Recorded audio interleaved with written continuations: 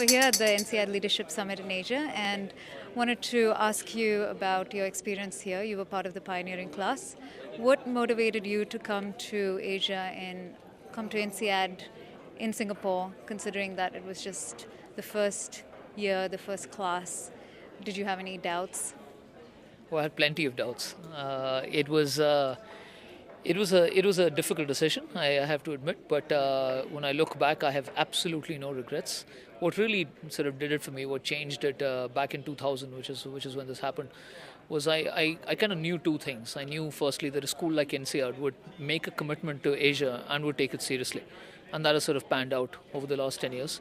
The second thing I knew was that the students who came here with me at that point would all be just a little bit different. I mean, one might say a little bit crazy, and that turned out to be true as well. And many of them have become my best friends in the last 10 years. A couple of other things I knew is it's inside an establishment. Always fun to be part of a pioneering batch to do something special and to do something startup, and we were able to make many new traditions.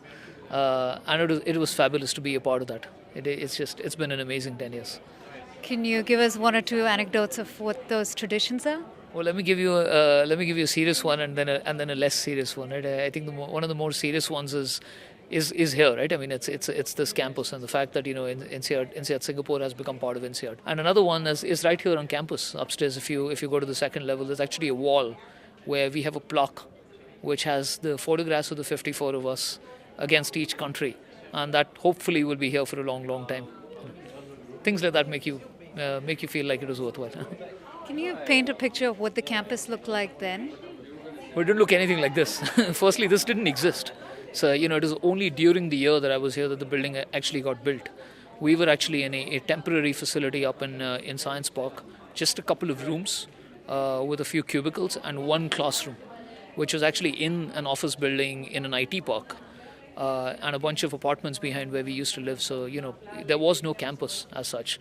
And so because it was part of an office building, we had to make the campus feel like a campus. So we adopted the little cafeteria down there as our own.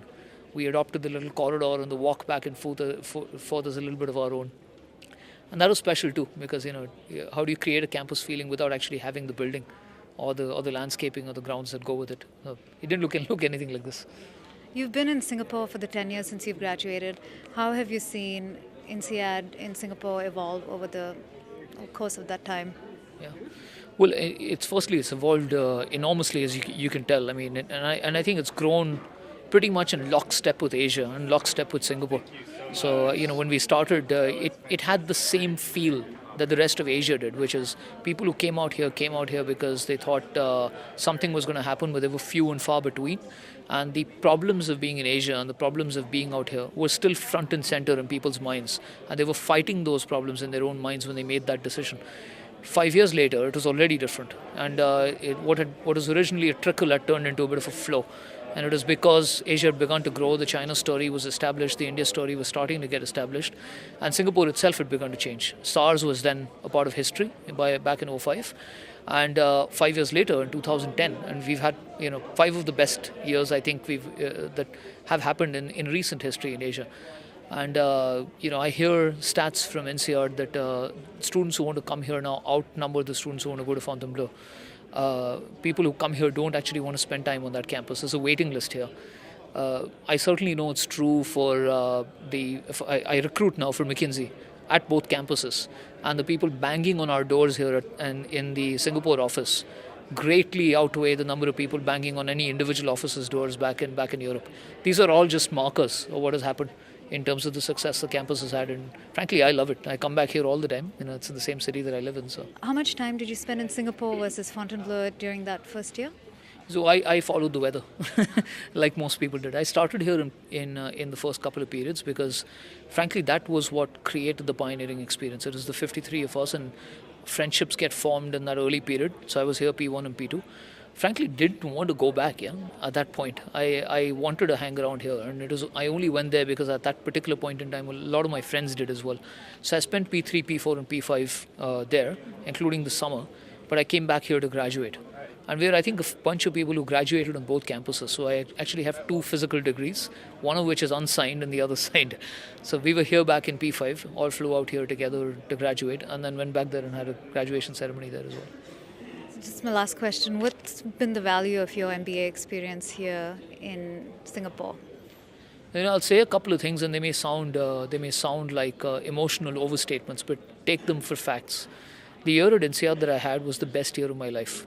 If I tell people kind of half jokingly that if you were to construct a year out of different chunks of your life and put it all together and make a year out of it and compare it to the year I had at INSEAD, the year at INSEAD was better. It's that good. And I've had pretty good years after that. Yeah.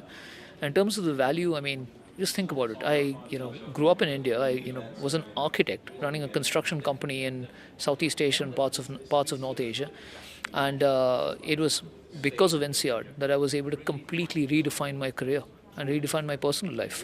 Not only am I living in the city that me and my family had chosen even before I went to INSEAD to live in. I wanted a professional services existence as opposed to a family ownership type of existence.